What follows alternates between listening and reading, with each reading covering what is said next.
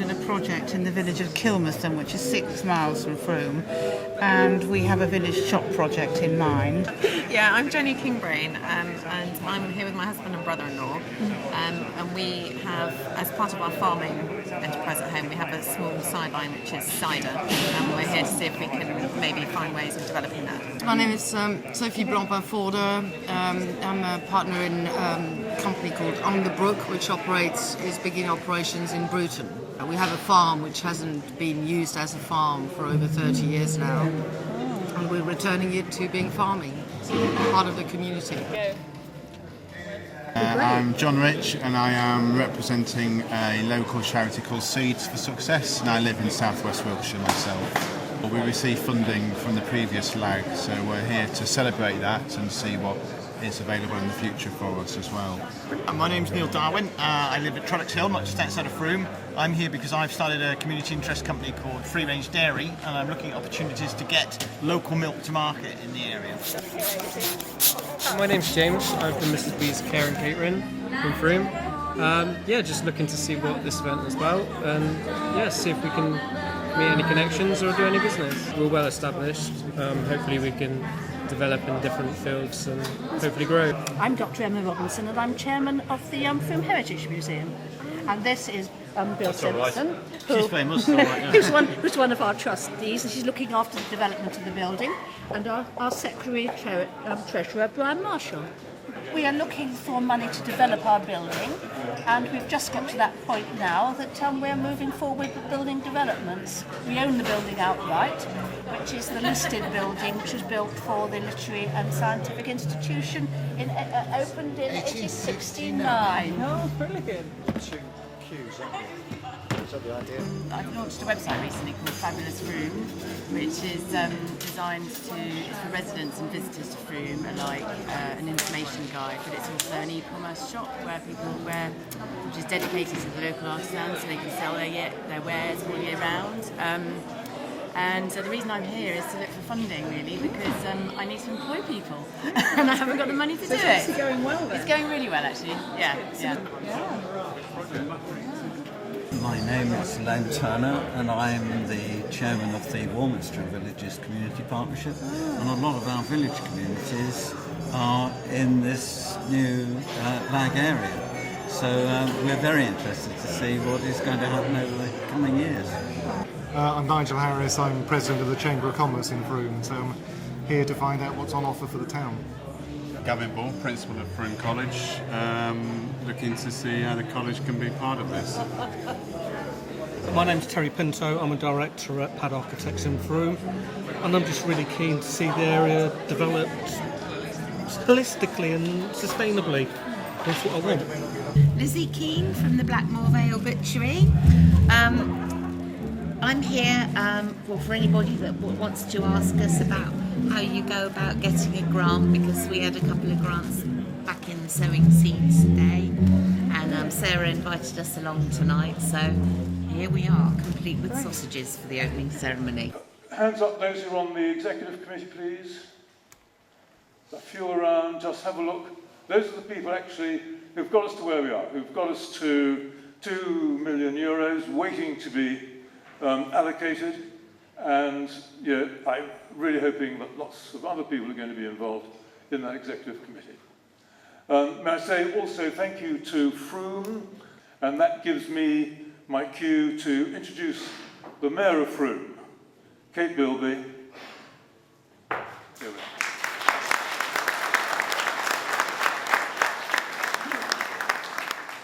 Good evening, ladies and gentlemen. I'm delighted to welcome the Heart of Wessex Local Action Group to Frome. I have to say it's a particularly warm welcome in that they bring with them a £1.74 million funding programme, which for the first time is open to projects from Frome to apply. That's clearly great news for our local economy and represents an opportunity for innovation and enterprise to make a real difference to our community. Anyway, you're here to find out more about the programme rather than me talking, so I'll stop and get on with my job in hand, which I've really been looking forward to this, as you can imagine. Rather than the conventional ribbon cutting, we are cutting a string of locally sourced sausages. So it gives me great pleasure to declare this funding programme open.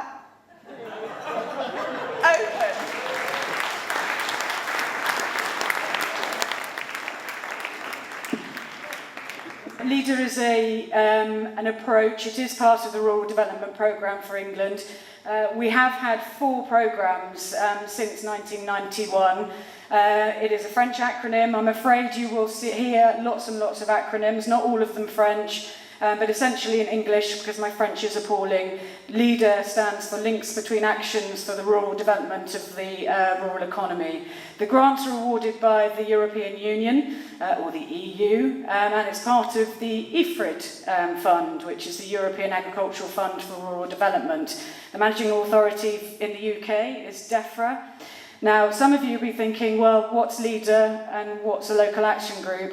Well, the local action group is the mechanism used to deliver the LEADER approach. So there are about 80 local action groups across the country. Heart of Wessex is one of those. And we have some key principles that we adhere to. But essentially, this funding is about bottom-up, community-led funding. So it's people here, people like you, everybody in the room, that can decide what projects receive funding, because there's no one better to say and decide what should be happening in this area than the people that live and work here. This funding programme, 2015 to 2020, is going to be very much focused on economic growth. So we felt that we needed to develop a local action group area that fitted that criteria. If you look at it and think about the A303 economic corridor, that's when you see this area starting to make sense. We have developed our local development strategy, which took a whole year during 2014 to develop. And that's when we went out to consultation with probably over 1,000 people who told us the types of things that they want to see delivered under these 6 priorities. So as a project applicant, not only do you have to fit into the national priorities, but you also need to make sure that you fit into our local development strategy. And so you've got a strong local flavour coming through in your project application. What I would say to you is if you're thinking about working up a project, come and talk to me and we can go through it on a one-to-one basis, because every project is going to be different. But the typical funding, the grant intervention rate, is going to be at a maximum 40% for all businesses. There are certain measures that might go up a little bit higher, but if you're a business, then it's going to be 40% grant intervention rate, which means you have to be able to find 60% of the total project costs yourself. Minimum grant is likely to be about £5,000. Our maximum grant is likely to be about £100,000. That hasn't yet been confirmed. We are still working with DEFRA and the Rural Payments Agency to get those details confirmed. So just take that as a guidance for the moment. We have 2 application forms that you need to complete. I'm here to help you along the way, right from that first phone call, right the way through delivering your project until the bitter end, or the joyous end, as it should be. My name's Lizzie. I know some of you have already been chased around the room tonight by me with the camera and John, so thank you for being so patient and answering our questions. I've been asked to come and talk about the Local Action Group Forum and what it's like to be a member. During the last programme, I was lucky enough to be a member of the Local Action Group, and I was also a successful project applicant, so I got to experience every side of the LEADER process last time round. From my first meeting of the forum, I could see that there was an opportunity for those that believe in action now and not just sitting by and waiting for others to get things done. LAG presented a very real and valid opportunity for all members of our community to contribute. Some members had plenty to say about everything. Others could offer advice, experience or ideas, while some were there to offer a friendly pat on the back and words of encouragement for project applicants. My experience as an applicant was also an excellent one, and I can honestly say that a grant is within reach as long as you're prepared to listen to the advice of Sarah and the people that you'll come across, and also as long as you're clear about what you're trying to achieve. Anyone who lives, works or has a particular interest in the area can have an equitable part in the process and will help to shape the future of our community. During the last programme, I lived exactly on the border of 2 LAGs, so last time round I was a member of 2. and I attended 2 because I'm very keen. In the last programme, I really did feel empowered because it made me a local person responsible for local action. All our participation ensured a mix of local knowledge, technical expertise and experience was brought together. And as a member of the LAG, you will get to hear about every single project proposed, listen to presentations from applicants and then contribute ideas, questions and feedback. Further to this, it's also our role to actively identify and spread the word of opportunity. Right now, we'll all be aware of people with great ideas trying to make a difference and know where the challenges lay in our community. The heart of Wessex is truly led by us and our community. So how does it work? The LAG gets together about once every 2 months for lively meetings. No experience is necessary as we provide lots of support. All you need to do to be a LAG member is have enthusiasm, a love for your community and the heart of Wessex area, and a commitment to wanting to get the best out of it. I know it can sometimes be a little daunting coming along to a group as a new person, but our LAG recognises that the more people there are, the better the decision-making process, so everyone is particularly welcome. So, you all know me now. Please come and have a chat. I'm here all evening. And if you are truly interested, I will bore you with the details of my own project that was funded by the last LAG programme. Thank you. Okay.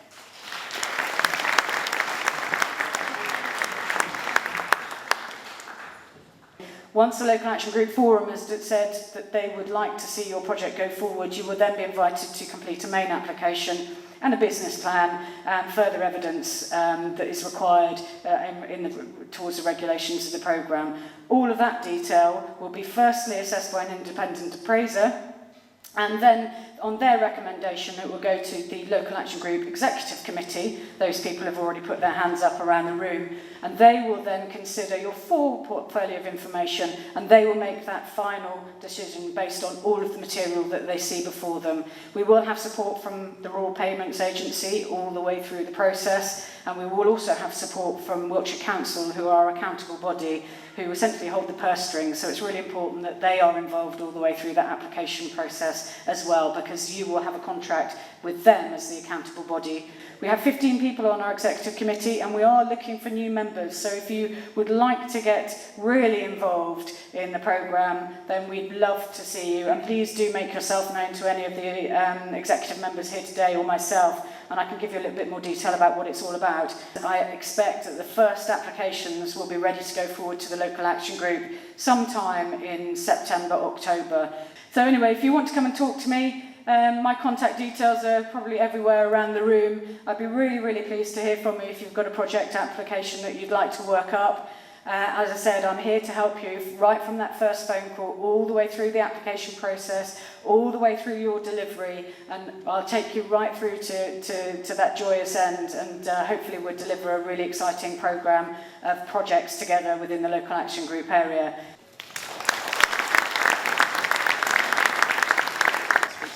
Hi, so I'm Jackie Farrell. I'm the service manager for Seeds of Success, and we've got Joey, Jimmy and Emily who are here to help me with the presentation. And the main aim really was to employ a project coordinator to develop our Leisure Credits Young Enterprise Initiative. The outcomes of the money we got were that we managed to employ 1 full-time and 7 part-time workers, 201 young people engaged in practical volunteering activities. There were 15 days and 7 evenings dedicated to training and developing young people's skills. 55 young people earned 105 accreditations in different skills, and we helped 21 different communities in the South West Wiltshire area with conservation and restoration work. Part of the challenge for us was to actually generate income through some of the things that we were doing. So we raised £590, just over £590 from selling our own produce that we'd created, we'd grown on our own allotments. What we did learn is actually allotments weren't a very easy way to generate much income. They were very labour intensive and we weren't getting much return. And we learned that quite early on. So we continued to run the allotment, but we knew that that was never going to bring in much income. So we also put in some grant applications to supplement some of the work that we were doing. One of the things that did actually generate us quite good levels of income was are going out and working in local communities, restoring footpaths, contributing to the local communities. Parish councils would make donations to us for the work that we've done, even some private landowners, we worked on a cemetery, for example, and just some of the local residents were really impressed with the work and just gave us some money and made donations. The other ways of generating income, you see on the table over there, so the young people got really involved in making things, so generally wooden items, and then they've sold those as well to generate some income. We have a youth committee for the charity so that young people can offer their views on what we should do. Us three, are responsible for doing the website design and working on the social media. And we are also allowed to become peer leaders who help out at some of the projects. In the future, we would like to reopen what used to run under Wiltshire Council, which was like the Friday night open night. We are hoping to carry on working on our programme set up a programme for NEET young people who are not in education, employment or training, so that they can gain some skills used to find employment. We'd like to develop the local facilities of our youth centre. We'd like to try and create some part-time work for young people in our area, because it's quite difficult to get some, particularly if you're slightly younger, and we'd like to help get NEET people get work experience and training and apprenticeships to become more employable. As we said, we've got some examples of some of the things we've made and some of the accreditations we've earned over on the table, so if you'd like to come and have a look and ask any questions later on, that would be fantastic. Thank you.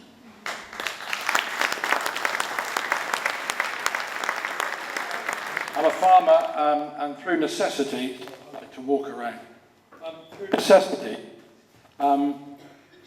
us farmers have to come up with some different ideas, rather than just growing cereals, milking cows, or growing potatoes, whatever it is. What we did is we ended up producing an oil which is an extra virgin rapeseed oil on the farm.